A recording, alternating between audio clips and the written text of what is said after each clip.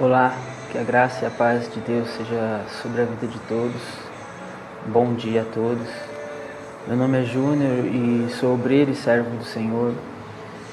Eu venho nessa manhã trazer uma palavra de Deus ao seu coração. Quero compartilhar com vocês um texto que se encontra em 1 Pedro, no capítulo 2, no versículo 13 ao 25. Eu vou ler todo o texto e depois a gente volta comentando e trazendo aquilo que o Senhor colocou ao meu coração nessa manhã.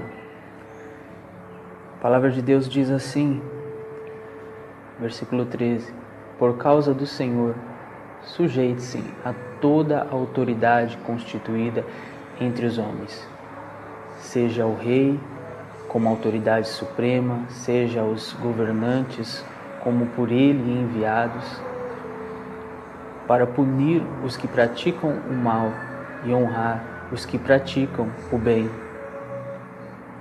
Pois é da vontade de Deus que, praticando o bem, vocês silenciem a ignorância dos insensatos.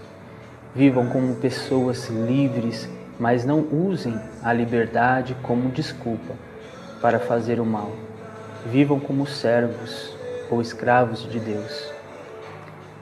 Tratem a todos com o devido respeito. Amem os irmãos, temam a Deus, honrem ao rei. Escravos, sujeite-se aos seus senhores como todo respeito, não apenas aos bons e amáveis, mas também aos maus, porque é louvável que, por motivo de sua consciência para com Deus, alguém suporte aflição, sofrimento injusto, ou sofra injustiça. Pois que vantagem há em suportar açoites recebidos por terem cometido o mal? Mas se vocês suportam o sofrimento por terem feito o bem, isso é louvável diante de Deus. Para isso vocês foram chamados, pois também Cristo sofreu no lugar de vocês, deixando exemplo para que sigam os seus passos.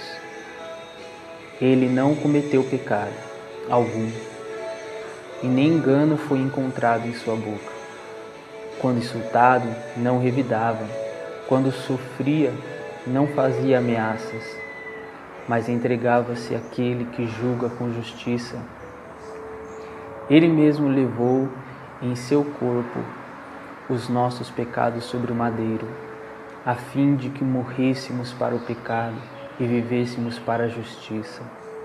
Por suas feridas vocês foram curados, pois vocês eram como ovelhas desgarradas, mas agora se converteram ao pastor e bispo das suas almas. Bem, o tema de hoje que quero tratar com vocês dentro desse texto é a importância da sujeição, da submissão na vida cristã.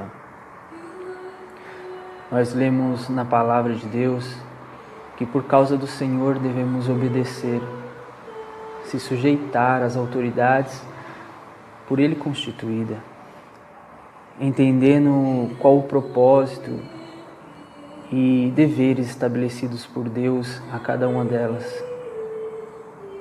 Quando nascemos, já nascemos debaixo de autoridade, uma autoridade constituída por Deus, os nossos pais, os quais têm as suas responsabilidades para conosco e aos quais temos que nos sujeitar, respeitar e honrar. Como nós vemos no texto bíblico, em Efésios 6, no versículo 1, diz assim: Filhos, obedeçam os seus pais no Senhor, pois isto é justo. Honre teu pai e tua mãe. Este é o primeiro mandamento com promessa, para que tudo te corra bem e tenha longa vida sobre a terra.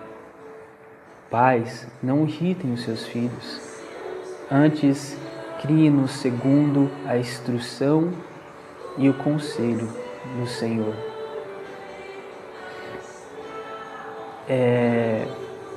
Em Efésios 6, o Senhor nos mostra isso. Vemos também que quando crescemos e vamos para a escola, temos ali também como autoridade daquele ambiente os professores, pelo menos é o que costumava a ser autoridades sobre aquele ambiente, eram respeitados e honrados, segundo o que dizem os mais velhos, né? Vemos que essa submissão dentro da sociedade ela tem desaparecido. Vemos também aqueles que crescem em família cristã, no contexto da igreja, eles aprendem a importância da obediência aos pastores, aos líderes, no que diz respeito às instruções bíblicas que ali são constituídos por Deus, essas autoridades. E a gente pode ver em Hebreus 13, versículo 17, uma instrução sobre isso. Diz: obedeçam aos seus líderes e submetam-se às autoridades deles. Eles cuidam de vocês como quem deve prestar contas. Obedeçam-lhes para que o trabalho deles seja uma alegria e não um peso, pois isso não seria proveitoso a vocês. Isso diz líderes no contexto eclesiástico da igreja, em outras versões diz pastores ou presbíteros. Devem ser honrados e respeitados. Nós vemos também quando começamos a trabalhar, quando entramos no mercado de trabalho, e ali a gente encontra também alguns tipos de autoridades, como gerentes, supervisores, patrão, dependendo da área de atuação de cada um. A Bíblia nos mostra que há uma relação na Bíblia demonstrada em alguns versículos sobre escravo e senhor, e a gente vê que esta demonstração hoje equivale para nós como a relação empregado e patrão. E Efésios 6, no versículo 5, ele mostra esse exemplo, que diz assim: escravos, obedeçam aos seus senhores terrenos, com respeito e temor, com sinceridade de coração, como a Cristo. Obedeçam-lhes não apenas para agradá-los, quando eles os observam, mas como escravos de Cristo, fazendo de coração a vontade de Deus. Sirvam aos seus senhores de boa vontade, como servindo ao Senhor e não aos homens. Porque vocês sabem que o Senhor recompensará cada um pelo bem que praticar, seja escravo, seja livre. Vocês, senhores, tratem os seus escravos da mesma forma, não os ameacem, uma vez que vocês sabem que o Senhor deles e de vocês está nos céus, e Ele não faz diferença entre as pessoas. Então nós vemos aí a relação entre escravo e senhor, que hoje equivale a essa relação de trabalho entre empregado e empregador, e a honra que devemos dar a ele, o respeito devido, e assim eles também para conosco. Vemos também que quando casamos, ali cada um com suas responsabilidades dentro de uma hierarquia determinada por Deus, né? Biblicamente devemos nos sujeitar uns aos outros, e a esposa deve se submeter e honrar ao seu marido. Deve haver um relacionamento de respeito, honra e amor que estabelecerá o propósito de Deus para o casamento. E a gente vê aí nas Escrituras algumas referências que demonstram que tipo de relacionamento deve haver, de submissão, de amor, de respeito mútuo dentro deste relacionamento. A palavra do Senhor nos diz aí em 1 Pedro, no capítulo 3, 1, que é a continuação desse assunto da submissão, do versículo que lemos no início, e diz assim: do mesmo modo, mulheres, sujeite-se cada uma a seu marido, a fim de que, se ele não obedece à palavra, seja ganho sem palavras pelo procedimento de sua mulher, observando a conduta honesta e respeitosa de vocês. Do mesmo modo, vocês, maridos, sejam sábios no convívio com suas mulheres e tratem-nas com honra, como parte mais frágil e como coerdeiras do dom da graça da vida, de forma que não sejam interrompidas as suas orações. Então Deus traz essa hierarquia, esse relacionamento de respeito e honra mútua, onde cada um no seu papel, cada um deve estar se sujeitando, se submetendo àquilo que Deus nos concedeu como responsabilidade dentro desse relacionamento. Também em Efésios 5, 21, traz clara essa referência dessa relação e compara com a relação de Cristo e a igreja, a nossa responsabilidade para com a esposa e a responsabilidade da esposa para com o marido. Diz assim em Efésios 5, 21, mulheres, sujeite-se cada uma a seu marido, como ao Senhor, pois o marido é a cabeça da mulher, como também Cristo é a cabeça da igreja, que é o seu corpo, do qual ele é Salvador. Assim como a igreja está sujeita a Cristo, também as mulheres estejam em tudo sujeitas a seus maridos. Maridos, amem cada um a sua mulher, assim como Cristo amou a sua igreja e entregou-se por ela para santificá-la, tendo purificado pelo lavar da água mediante a palavra, e para apresentá-la a si mesmo como igreja gloriosa, sem mancha, nem ruga ou coisa semelhante, mas santa e inculpável. Então vemos essa responsabilidade do marido de ter este mesmo amor e essa mesma dedicação e cuidado que Cristo tem com a igreja, e vemos também a esposa sendo submissa, assim como a igreja ela respeita e honra a Cristo. E por fim, nesse sentido da submissão e sujeição que vemos desde o começo da nossa vida, aí nos textos bíblicos, com referências que nos ensinam sobre essa sujeição, temos também aí em Efésios 5:21, que diz: sujeitem-se uns aos outros por temor a Cristo. A Bíblia nos ensina a haver uma sujeição mútua, né? Sobre todos os relacionamentos e convívios como irmãos em Cristo, respeitando aquilo que Deus determinou e deu como autoridade sobre a vida do nosso irmão.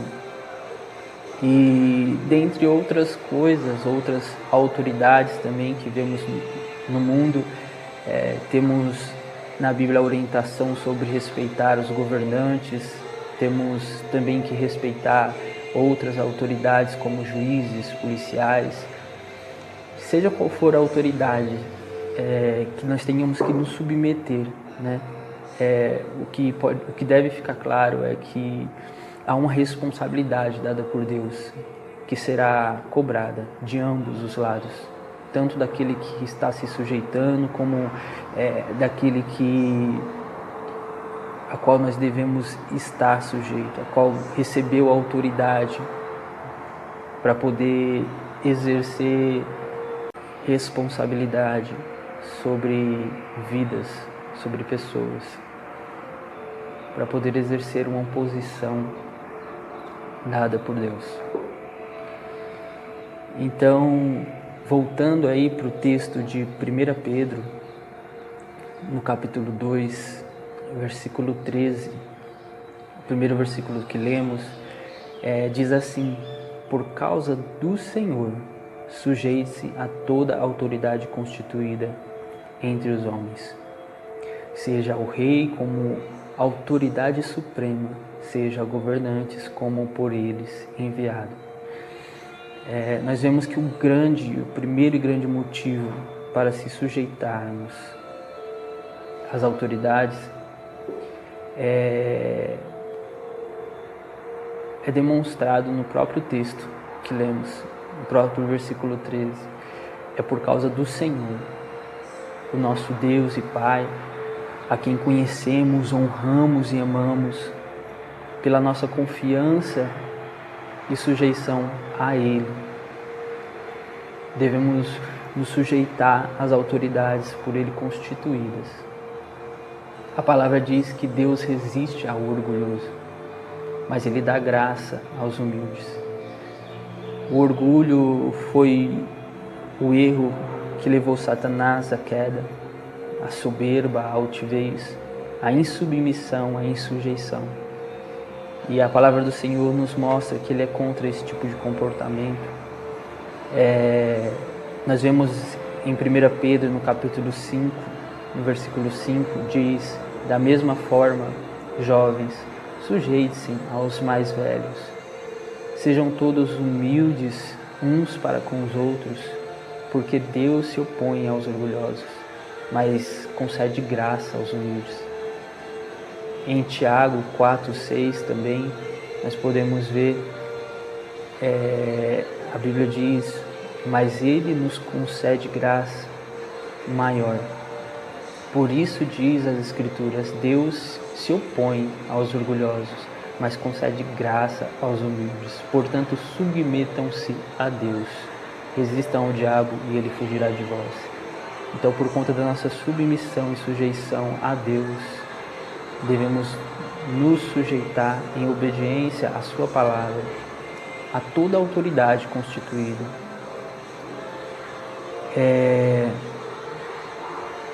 A ordenança de submissão de Pedro, ela se repete de forma bem semelhante em Romanos 13, traz um pouco mais de clareza sobre essa submissão. Romanos 13, a partir do versículo 1, diz assim: todos devem sujeitar-se às autoridades governamentais. Todos devem sujeitar-se às autoridades governamentais, pois não há autoridade que não venha de Deus. As autoridades que existem foram por Ele estabelecidas. Portanto, aquele que se rebela contra a autoridade está se opondo contra o que Deus instituiu. E aqueles que assim procedem trazem condenação sobre si mesmos, pois os governantes não devem ser temidos, a não ser por aqueles que praticam o mal. Você quer viver livre do medo da autoridade? Pratique o bem, e ela o enaltecerá. Nós temos que olhar para esse texto compreendendo que a resposta da autoridade de fazer o bem àquele que pratica o bem, de enaltecer aquele que pratica o bem e punir também ao que pratica o mal, não depende somente da autoridade humana, mas aquele que constituiu as autoridades e pede para que as respeitamos. Ele é o que recompensa aquele que pratica o bem e também pune aquele que age em desacordo com a lei. Pode-se ter o entendimento, a impressão de que há injustiças, que as pessoas fazem as coisas de forma errada e que elas se safam, mas o Deus que constituiu as autoridades, Ele mesmo há de cobrar de cada uma delas pelas suas ações. E também aqueles que a elas se submeteram ou foram insubmissos, Ele há de também trazer seu devido juízo a cada um. Diante de tudo isso, devemos nos fazer algumas perguntas. Primeiro, o que significa ser uma autoridade constituída ou estabelecida por Deus. Tentando definir o que significa ser, então, diante de um mundo que parece tão injusto, diante de um mundo onde as autoridades elas estão envolvidas com corrupção, e ouvindo, né, esta ordenança de que devemos nos submeter a todo tipo de autoridade constituída pelos homens, o que vem a ser, então, uma autoridade constituída por Deus? O que significa ser uma autoridade constituída por Deus diante desse texto? Significa que Deus permitiu que alguém alcance uma posição de autoridade, que lhe conferiu uma grande responsabilidade diante de sua posição. Posição essa que ele vai ter que exercer de acordo com um padrão estabelecido, e que também lhe será requerido contas das suas ações no final de tudo, se não pelos homens, com certeza por Deus. A gente vê como está escrito em Romanos, no versículo 14, no capítulo 14, no versículo 12, diz assim: assim cada um de nós prestará contas de si mesmo a Deus. Ser uma autoridade constituída por Deus não significa que essas pessoas que foram constituídas como autoridade, elas não serão perfeitas, elas não vão errar ou até mesmo se rebelar contra os princípios morais da sua função ou contra Deus. Não significa que elas não vão pecar contra Deus.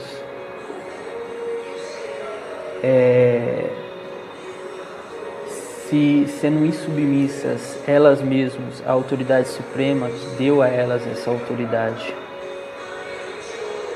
Nós vemos na Bíblia, no livro de Crônicas, de Reis, há várias referências, há vários exemplos sobre reis que fizeram o que era reto diante do Senhor e outros que fizeram o que era mal diante do Senhor.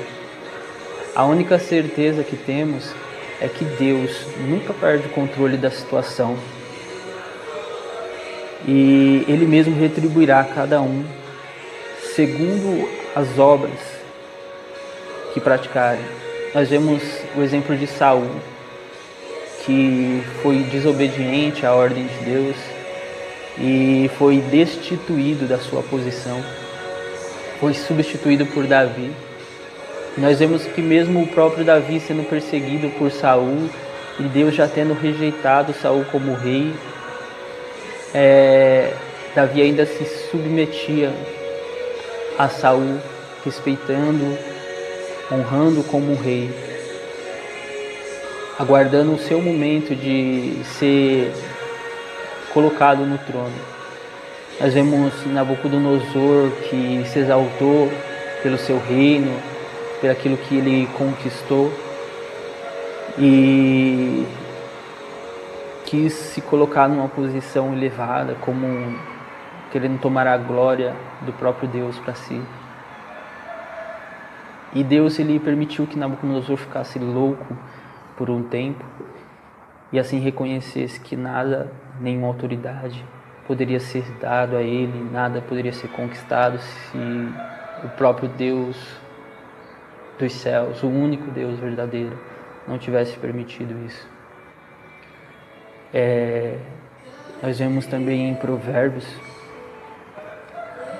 no capítulo 21, verso 1, que a palavra do Senhor nos diz que o coração do rei é como um rio controlado pelo Senhor. Ele o dirige para onde ele quer. Todos os caminhos do homem lhes parecem justos, mas é Deus aquele que pesa o coração.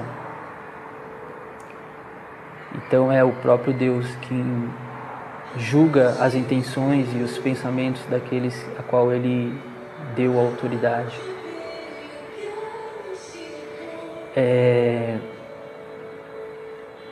quero também ressaltar que não existe obediência à autoridade de forma cega. Há princípios na Bíblia que a gente pode observar que nos diz que se as leis pelas autoridades, se as leis que as autoridades decretarem, essas ordens e leis forem contra os princípios e ordenanças das Escrituras, contra os princípios e ordenanças do próprio Deus soberano, a nossa autoridade suprema, nesse caso é melhor obedecer a Deus do que aos homens. A nossa sujeição, a nossa submissão deve estar primeiramente a Deus, e na sua lei e nas suas ordenanças. E se essas autoridades constituírem leis e decretos contrários àquilo que Deus estabeleceu, então é melhor que obedecemos a Deus do que aos homens. E a gente pode ver na Bíblia uma situação como essa, que se encontra em Atos, no capítulo 5, no versículo 27, que diz: tendo levado os apóstolos, apresentaram-nos ao sinédrio para serem interrogados pelo sumo sacerdote, que lhes disse: demos ordens expressas a vocês para que não ensinassem neste nome. Todavia vocês encheram Jerusalém com essa doutrina e nos querem tornar culpados do sangue desse homem. Pedro e os outros apóstolos responderam: é preciso obedecer antes a Deus do que aos homens. Uma lei havia sido instituída, uma ordenança da autoridade da época havia sido instituída, só que essa ordenança estava contra aquilo que Deus queria. Então, mais importa obedecer a Deus do que aos homens. A gente pode ver no Antigo Testamento também exemplos como o de Cedraque, Mesaque e Abednego, que se negaram a se dobrar e adorar a estátua feita pelo rei. E como decreto, o rei havia determinado que todos deveriam se dobrar. Mas eles, com risco de morte, foram lançados na fornalha ardente por não se dobrarem ao decreto e à lei do rei, mas antes se manterem firmes ao que Deus diz, que somente Ele deve ser adorado e somente a Ele devemos nos prostrar. Vemos também Daniel, que perante uma lei onde só se deveria orar ou pedir ao rei durante 30 dias, que não deveria ser feito orações a ninguém mais, nem petições a ninguém mais. Uma armadilha dos governantes que, por inveja, acharam uma brecha para tentarem derrubar Daniel. E Daniel, ele se negou a respeitar esse decreto, mas continuou firme nas suas orações diárias. 3 vezes ao dia Daniel orava, de manhã, à tarde, à noite. E Daniel não se dobrou ao decreto do rei, mas antes ele continuou obediente ao Senhor, firme no seu propósito ao Senhor. E o Senhor o livrou do castigo da cova dos leões. Nós vemos que essa atitude dos apóstolos não os fazia rebeldes, nem quer dizer que eles viviam passando por cima das autoridades, nem entrando em confronto com elas. Antes se sujeitavam ao julgamento delas, de acordo com as leis, com as leis do Sinédrio, que era o tribunal do povo judeu na época. A única exceção que os levavam a descumprir uma lei de uma autoridade era essa que nós citamos, que os princípios não estivessem de acordo com aquilo que Deus demonstra em sua palavra, com aquilo que Deus já determinou.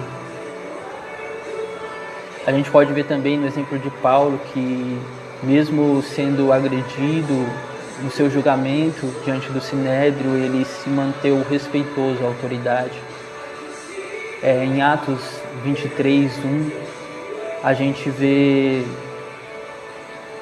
escrito: Paulo, fixando os olhos no Sinédrio, disse: meus irmãos, tenho cumprido meu dever para com Deus com toda a boa consciência até o dia de hoje. Diante disso, o sumo sacerdote Ananias deu ordem aos que estavam perto de Paulo para que ele lhe batesse na boca. Então Paulo lhe disse: Deus te ferirá, parede branqueada. Estás aí sentado para me julgar conforme a lei, mas contra a lei me mandas ferir? Os que estavam perto de Paulo disseram: você ousa insultar o sumo sacerdote de Deus? Paulo respondeu: irmãos, eu não sabia que ele era sumo sacerdote, pois está escrito: não fale mal de uma autoridade de seu povo. Então nós vemos que Paulo, ele ali sabia qual era o dever da autoridade que estava diante dele, mas ele não sabia que essa autoridade era uma autoridade do seu povo, uma autoridade constituída por Deus, um sumo sacerdote. Ele não reconhecia qual tipo de autoridade que estava ali diante dele. E ele, vendo, ele se desculpou por não reconhecer que quem estava diante dele era o sumo sacerdote e se manteve respeitoso a esta autoridade. Como podemos ver em um trecho que lemos agora há pouco, em Romanos 13, as autoridades têm um propósito estabelecido por Deus. E para que essa autoridade seja legítima e permaneça legítima, deve estar de acordo com esse propósito.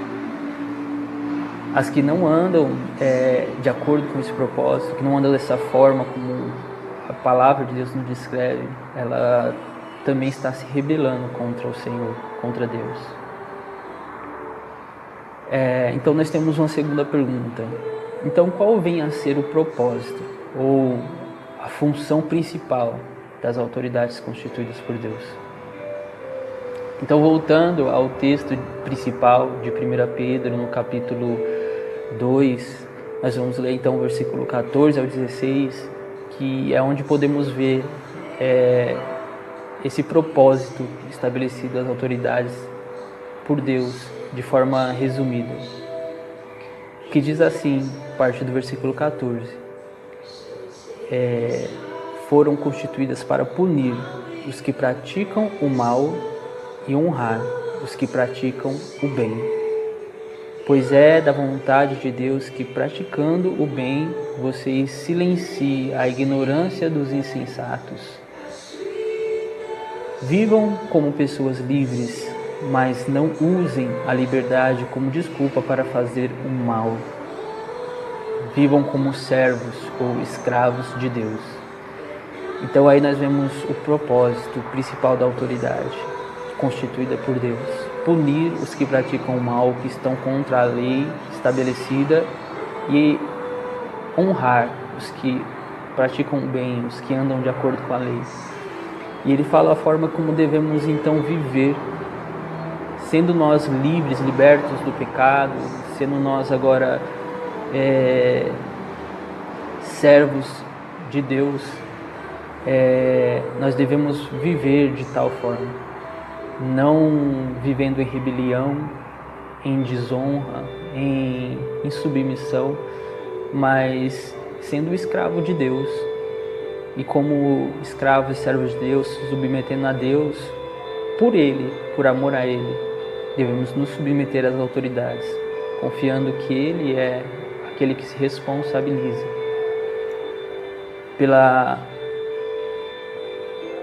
pelaquilo que Ele nos pede em Sua palavra e nos capacita a corresponder com as Suas ordenanças. O fim do texto nos mostra que devemos viver como escravos de Deus. E esse final ele me leva a lembrar do texto de Romanos. O texto de Romanos, no capítulo 6, no verso 18, ele fala sobre a nossa libertação do pecado e como nos tornamos agora escravos de Deus e da justiça. A partir do versículo 18 diz assim: vocês foram libertados do pecado e tornaram-se escravos da justiça.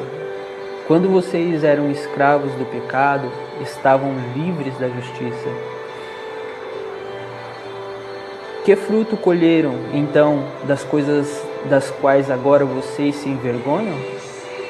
O fim delas é a morte. Mas agora vocês foram libertados do pecado e se tornaram escravos de Deus.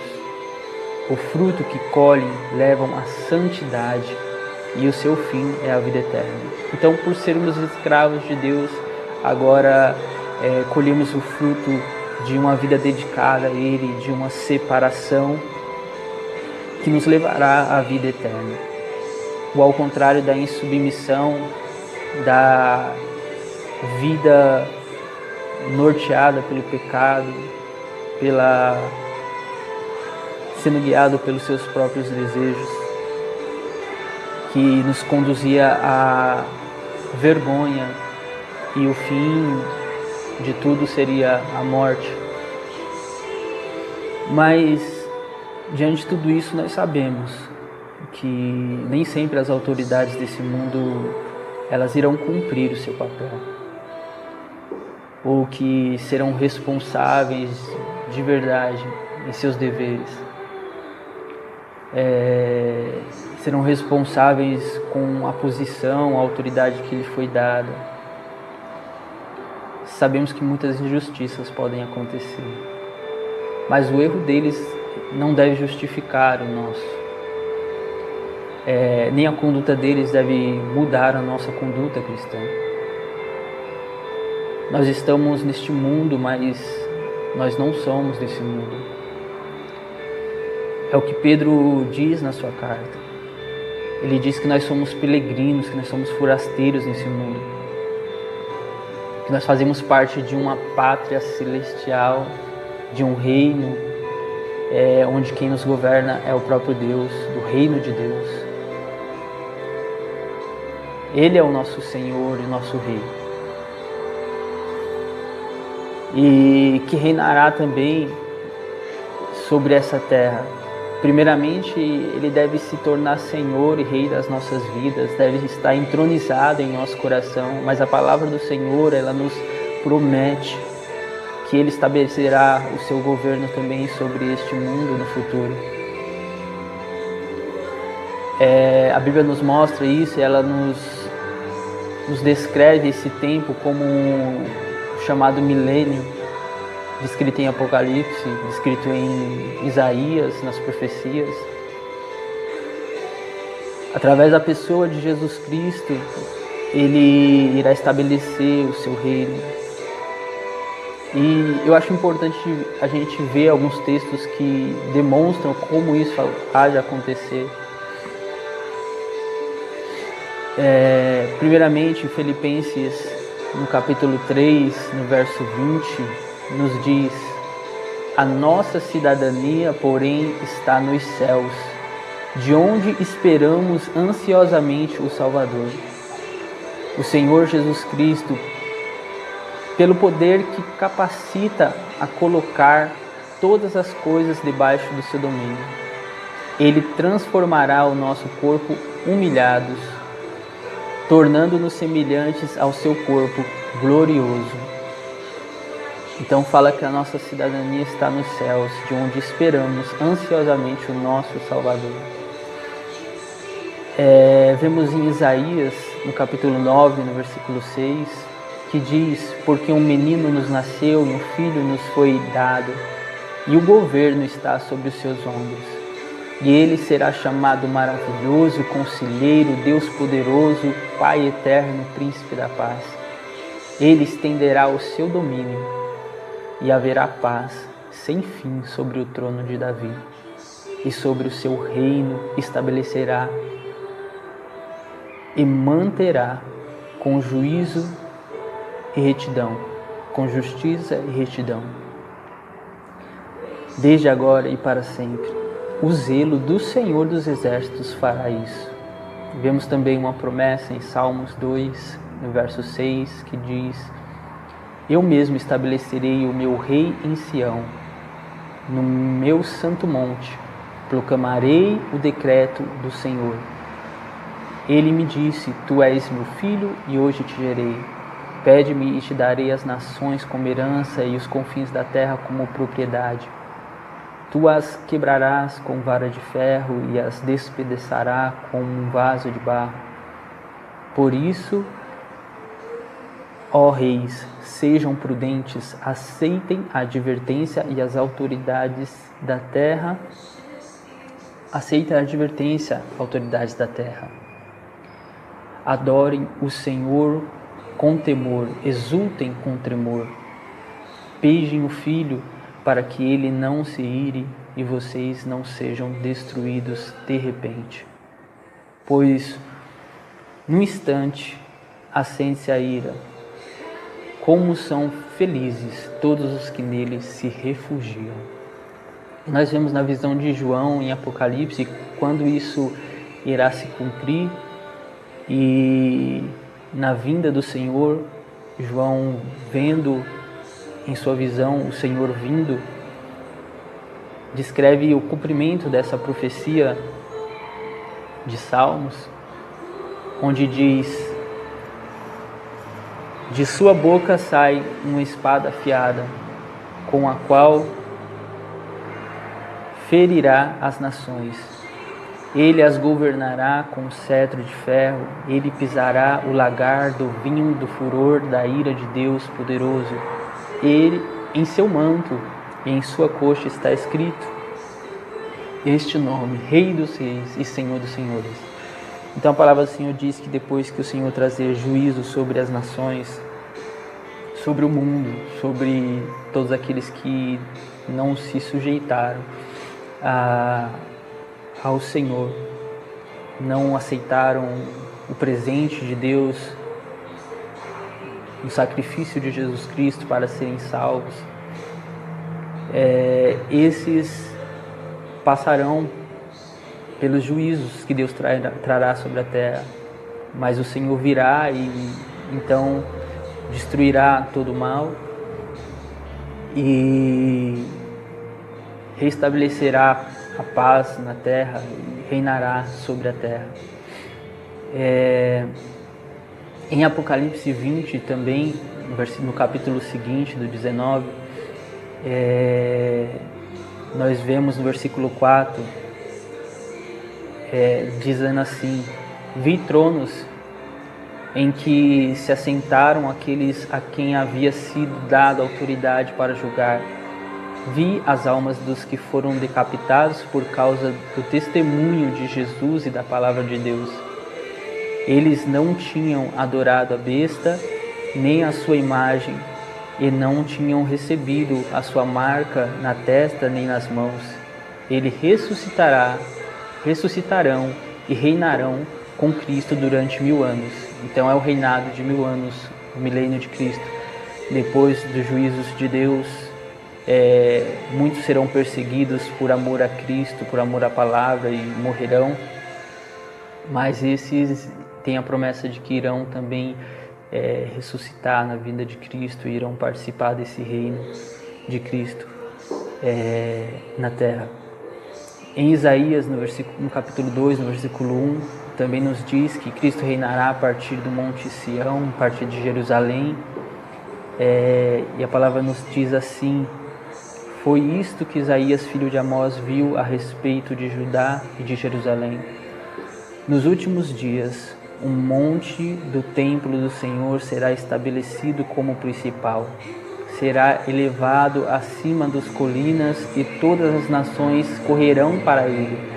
Virão muitos povos e dirão: venham, subamos ao monte do Senhor, ao templo do Deus de Jacó, para que ele nos ensine os seus caminhos e assim andemos em suas veredas. Pois a lei sairá de Sião, de Jerusalém virá a palavra do Senhor. Ele julgará entre as nações e resolverá contendas de muitos povos. Eles farão de suas espadas arados e das suas lanças foices.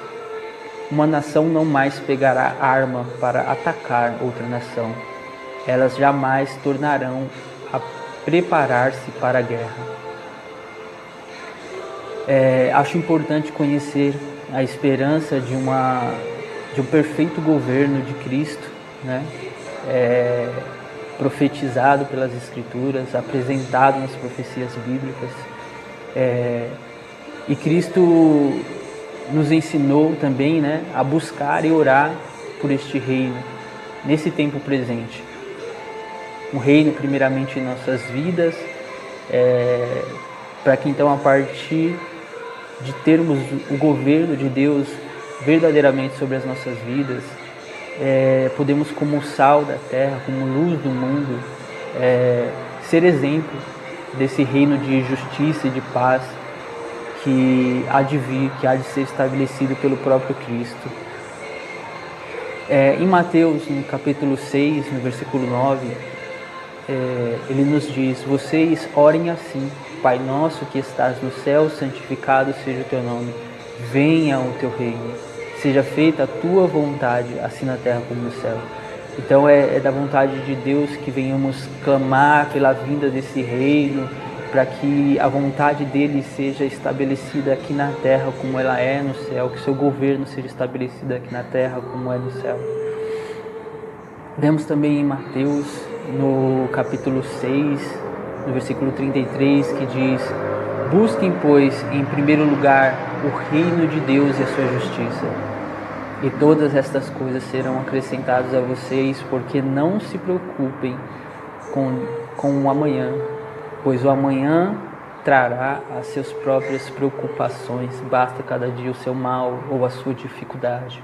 Então o Senhor nos diz que em primeiro lugar devemos buscar o seu reino e a sua justiça, estabelecer o seu governo sobre a nossa vida, para que podamos ser exemplo desse governo que Ele há de estabelecer sobre essa terra, um governo perfeito, um governo justo, um governo de retidão, a qual não se haverá, não terá em nenhum tempo, por mais que haja formas de governos diferentes estabelecidos por mundos, e alguns parecem dar mais certos em alguns lugares do que outros, né? Não há governo perfeito, não há um governo humano que venha resolver todos os problemas da humanidade. Somente teremos esse governo perfeito e justo na vinda do Senhor Jesus, quando Deus estabelecer Cristo como Senhor de toda a terra, quando Ele vir para reinar, não somente em nossos corações, mas literalmente sobre todo o mundo.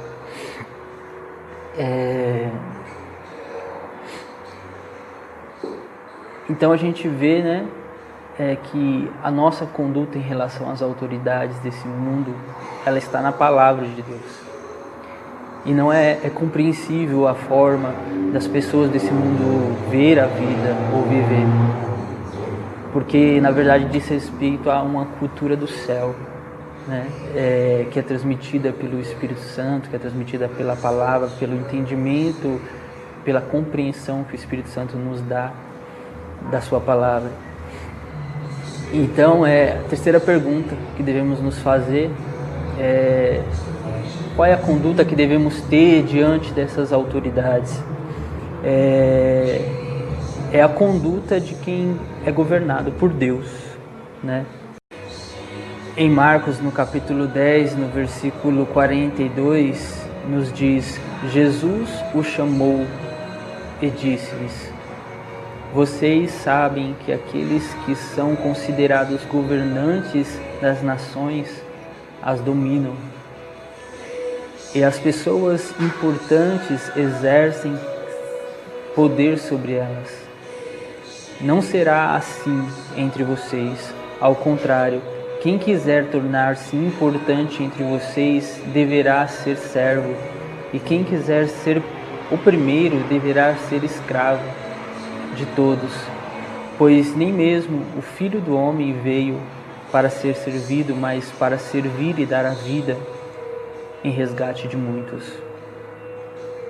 Então, esses versículos vai nos mostrar qual tipo de conduta, a conduta do reino, a conduta da cultura daquele que a sua cidadania está nos céus, diante desse mundo, diante das autoridades. E o Senhor fala que não será da mesma forma como os governantes aqui governam, mas antes há uma conduta de entrega, de servidão, de nos sujeitarmos e de nos sermos servos uns dos outros, né?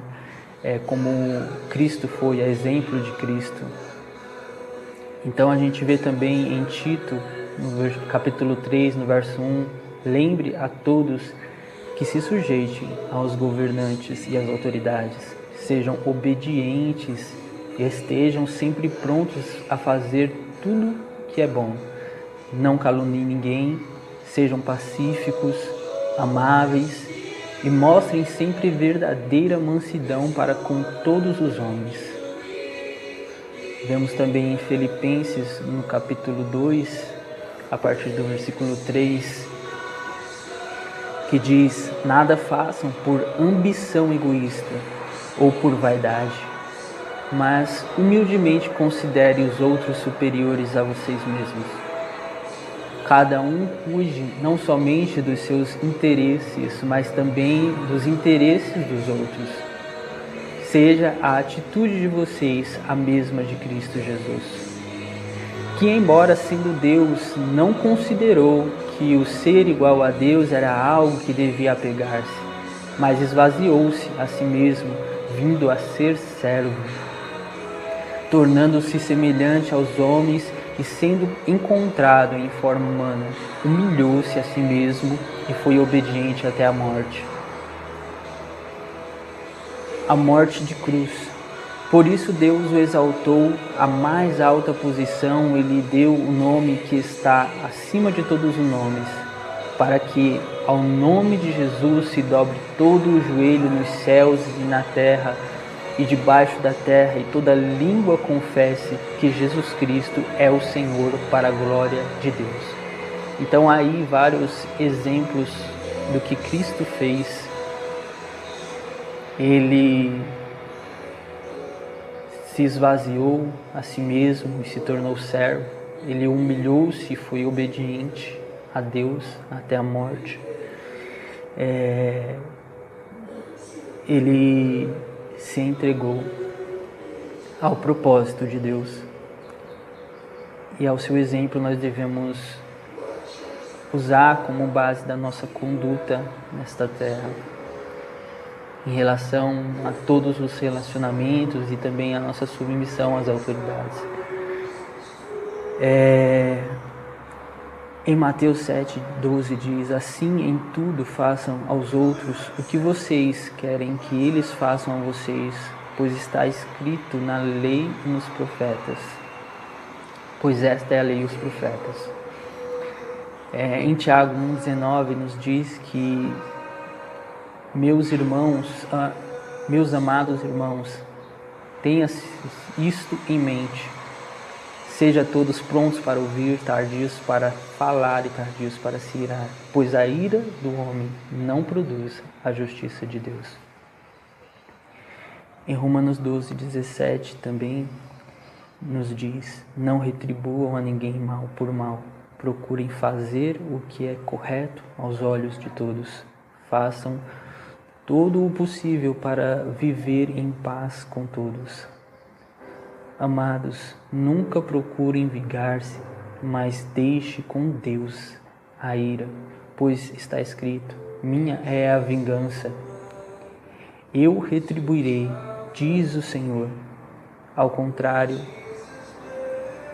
se o seu inimigo tiver fome, dê-lhe de comer, se tiver sede, dê-lhe de beber. Fazendo isso, você amontoará brasas vivas sobre a cabeça dele.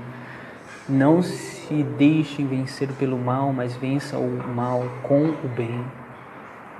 Também em Mateus 5:38 diz: Vocês ouviram o que foi dito, olho por olho e dente por dente, mas eu digo, não resistam o perverso. Se alguém te ferir na face direita, ofereça-lhe também a outra. E se alguém quiser processá-lo e tirar a sua túnica, deixe também que levem a sua capa. Se alguém o forçar a caminhar com ele 1 milha, vá com ele 2. Então há uma cultura, há uma conduta de entrega, de confiança na justiça de Deus, de sofrer a injustiça, entendendo que o nome de Deus há de ser glorificado, de que as pessoas que ali estão nos injustiçando podem ver algo que não é comum a esse mundo e por meio desta conduta eles possam arder de remorso e possam se achegar também a Cristo, buscar conhecer este Deus que nos dá esse autocontrole, que nos dá esse amor incondicional, que nos leva a ajudar e a amar até mesmo aquele que tentam nos fazer o mal, pagando o mal com o bem.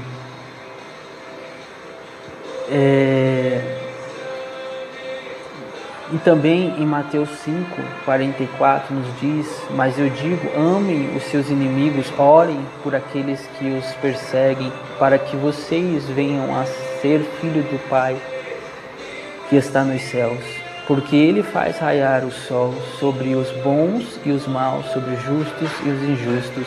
E em 1 Timóteo, no capítulo 2, a orientação que devemos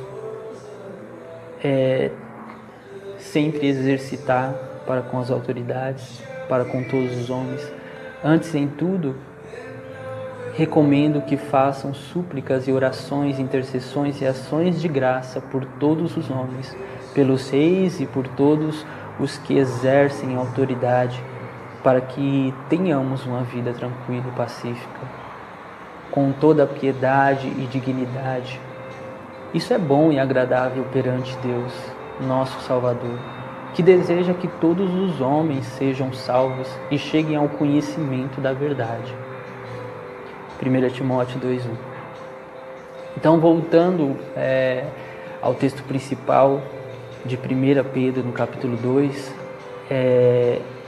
agora no versículo 17, né?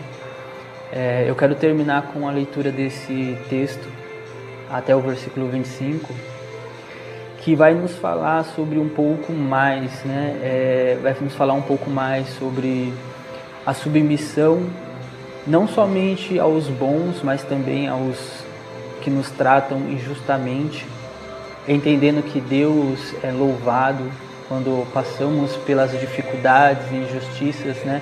Confiando nele, tendo o exemplo de Cristo que sofreu a maior das injustiças por amor a nós, em obediência ao Pai. Ele diz que não somos mais ovelhas desgarradas, né? Mas Ele nos trata como agora filhos, como suas ovelhas, como parte do seu rebanho, e Ele mesmo é quem cuida das nossas almas, né? Quem zela pelas nossas almas, e que toda injustiça que é praticada, seja por qual for a autoridade, Ele é aquele que nos fará justiça, que independente da conduta ou da ação de uma autoridade que por Ele foi instituída para praticar o bem, para fazer o que é correto, se essa autoridade agir com desrespeito, com excesso, ou passando por cima dos princípios que a própria lei estabelece a ela, Ele mesmo é aquele que irá pedir contas a essa autoridade a qual Ele permitiu estar ali exercendo essa posição. Então, que venhamos confiar em Deus. E quero terminar com essa leitura que se encontra em 1 Pedro capítulo 2, a partir do versículo 17 ao 25, que diz assim: tratem a todos com um devido respeito, amem os irmãos, temam a Deus e honrem ao Rei. Escravos, sujeitem-se aos seus senhores com todo o respeito, não apenas aos bons e amáveis, mas também aos maus. Porque é louvável que, por motivo de sua consciência para com Deus, alguém suporte a aflição sofrendo injustamente. Pois que vantagem há em suportar açoites recebidos por terem cometido mal, mas se suportam o sofrimento por terem feito o bem, isso é louvável diante de Deus. Para isso vocês foram chamados, pois também Cristo sofreu no lugar de vocês, deixando o exemplo, para que sigam os seus passos. Ele não cometeu pecado algum, e nenhum engano foi encontrado em sua boca. Quando insultado, não revidava. Quando sofria, não fazia ameaças, mas entregava-se àquele que julga com justiça. Ele mesmo levou em seu corpo os nossos pecados sobre o madeiro, a fim de que morrêssemos para o pecado e vivêssemos para a justiça. Por suas feridas vocês foram curados, pois vocês eram como ovelhas desgarradas, mas agora se converteram ao pastor e bispo das suas almas. Cristo é o nosso bom pastor, que se entregou por nós, a quem sofreu a maior injustiça e a quem se submeteu e se sujeitou. E a exemplo dele devemos nos sujeitar e nos submeter, nos entregando àquele que julga justamente, Deus, sofrendo as injustiças, confiando que o Deus que nos chamou, Ele é fiel e há de nos recompensar. Que a graça e a paz de Deus fique com você, que Deus nos conceda graça, que possamos orar para que Deus nos capacite a ter esta submissão, esta sujeição, para que possamos confiar em que Ele é o justo juiz de toda a terra e que tem um galardão, uma recompensa guardada para nós e que há de cumprir com sua vontade e estabelecer o reino perfeito de justiça e paz por meio do seu Filho Jesus Cristo. Que Deus abençoe a todos e um ótimo dia.